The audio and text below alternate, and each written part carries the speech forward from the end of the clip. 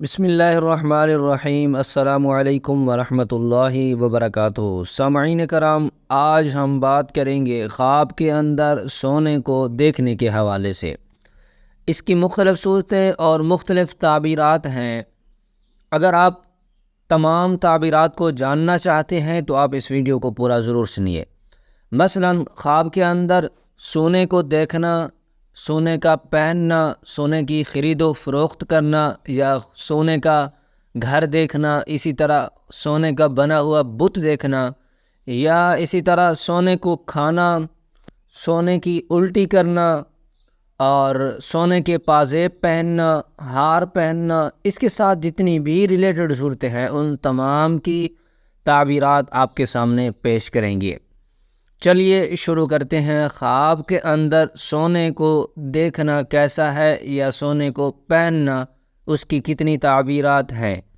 سامعین کرام، مشہور معروف معبر اعظم حضرت محمد علامہ ابن سیرین رحمۃ اللہ علیہ فرماتے ہیں کہ خواب کے اندر مردوں کے لیے سونا دیکھنا یہ غم اور پریشانی کی علامت ہے، اور اگر خواب کے اندر کوئی عورت سونا دیکھتی ہے تو یہ نیک اور پسندیدہ ہے۔ اگر خواب کے اندر کوئی شخص دیکھے کہ اس نے سونا پایا ہے یا کسی نے اس کو دیا ہے، دلیل ہے کہ اسی قدر اس کا مال ضائع ہوگا، اس کا نقصان ہوگا۔ صاحب خواب کو چاہیے کہ اس خواب کی تعبیر اچھی نہیں ہے، صدقہ کرے، کیونکہ صدقہ آنے والی تمام مشکلات اور بلاؤں کو آپ سے دور کر دیتا ہے۔ حضرت علامہ ابراہیم کرمانی رحمۃ اللہ علیہ فرماتے ہیں کہ اگر کوئی شخص دیکھے کہ سونا چاندی پگھلائے ہیں، دلیل ہے کہ لوگوں کے طانے میں پڑے گا اور پریشان حال ہوگا۔ اور اگر خواب کے اندر دیکھے کہ سونا بیچتا اور خریدتا ہے، دلیل ہے کہ اس کو غم اور رنج پہنچے گا، لیکن اس کے باوجود وہ اس سے جلد نجات پا لے گا۔ اور اگر خواب کے اندر کوئی شخص دیکھے کہ سونے کو کسی بڑی بوری میں بھر کر اپنے گھر کو لے گیا ہے، دلیل ہے کہ مال اور نعمت اور خواہش کے مطابق رزق حاصل ہوگا۔ اور اگر خواب کے اندر دیکھے کہ سونا کھایا ہے، دلیل ہے کہ اسی قدر مال اپنے اہل و عیال پر خرچ کرے گا، صدقہ کرے گا۔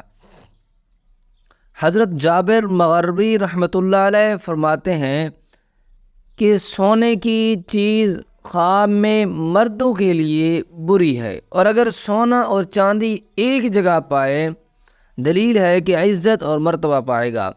سامعین کرام، میں آپ کو آج ایک اہم بات بھی بتاتا چلوں کہ کوئی بندہ بھی اگر خواب دیکھتا ہے، اس کو چاہیے کہ اس خواب کی تعبیر کسی بھی دوسرے بشر کو معلوم نہیں ہونی چاہیے، سوائے اس بندے کی جو تعبیر کا علم جانتا ہے۔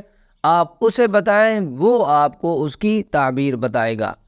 ایسے اگر آپ کسی دوسرے یا تیسرے بندے کو اپنا خواب بتائیں گے تو وہ آپ کو الٹی پلٹی تعبیر بتا دے گا۔ ہو سکتا ہے اس کے ذہن کے مطابق جو اسے سمجھ آ رہی ہے وہ بتا دے گا، لیکن حقیقت میں آپ کو کہہ رہا ہوں کہ حدیث کا مفہوم ہے کہ اللہ کے نبی نے فرمایا کہ جب کوئی خواب آتا ہے، اس کی جو بندہ بھی پہلے تعبیر کرتا ہے، وہ تعبیر وہ ویسے ہی اس پر وارد ہو جاتی ہے۔ تو اگر آپ صاحب علم کو، جو تعبیر کا علم نہیں جانتا، اس بندے کو خواب بتائیں گے تو وہ اپنے ذہن کے حساب سے ڈھکوسلا لگائے گا۔ ہو سکتا ہے اس ڈھکوسلے میں اس کا نقصان کا ذہن سوچ رہا ہو، وہ تو آپ کو بتا دے گا آپ کا فلاں نقصان ہوگا۔ تعبیر تو وہ جانتا نہیں ہے، وہ تو بظاہر جو مشاہدہ، جو خواب آپ بتائیں گے اس کے برعکس وہ بتا دے گا، لیکن وہ تعبیر اس کی وارد ہو جائے گی، وہ آپ کے لیے نقصان بن جائے گا۔ تو اسی لیے احتیاط کیجئے کہ خواب صرف اس بندے کو بتانا چاہیے جو بندہ خواب کی تعبیر کا علم رکھتا ہو، تاکہ وہ ایسی تعبیر بتائے جو آپ کے لیے فائدہ مند ثابت ہو۔ اگر کوئی اس میں نقصان کا اندیشہ ہے تو وہ بھی آپ کو ایسی توجیحات بتائیں گے جس سے آپ کا نقصان نہیں ہوگا۔ تو سامعین کرام، حضرت علامہ ابن ابراہیم کرمانی رحمۃ اللہ علیہ فرماتے ہیں کہ خواب کے اندر سونے کی چیزوں کو دیکھنا مرد کے لیے پریشانی کا سبب ہے۔